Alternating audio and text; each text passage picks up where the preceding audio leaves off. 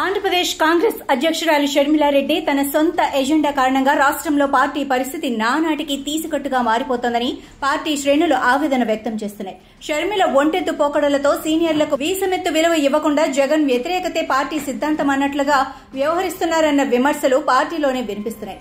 షర్మిల కాంగ్రెస్ అధ్యక్షురాలుగా కాకుండా ఒక స్వతంత్ర వ్యక్తిగా తన ఇష్టారీతిగా వ్యవహరిస్తున్నారని పార్టీ సీనియర్లు సైతం అంటున్నారు.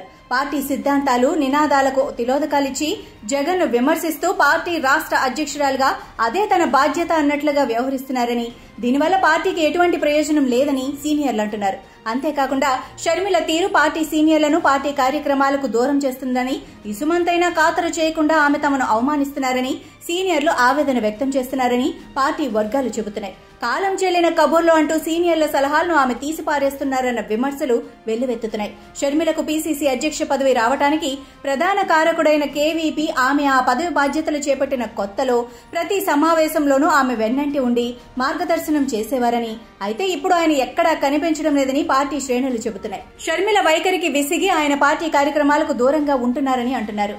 జగన్ 5 ఏళ్ల పాలనపై ప్రజలు తీర్పు ఇచ్చేశారని, ఆయన పార్టీని దారుణంగా ఓడించి జగన్ పట్ల తమ అభిప్రాయం ఏమిటో చెప్పేశారని, అయినా ఇప్పటికీ షర్మిల జగన్ పై విమర్శలకే పార్టీ కార్యక్రమాలను పరిమితం చేయడం విడ్డూరంగా ఉందని అంటున్నారు.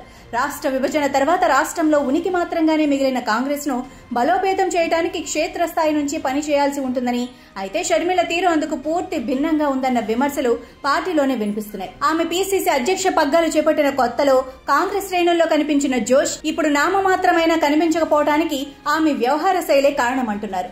ఇప్పటికైనా షర్మిల తన తీరు మార్చుకుని అందరినీ సమన్వయం చేసుకుంటూ ముందుకు సాగాలని కాంగ్రెస్ సీనియర్లు సూచిస్తున్నారు.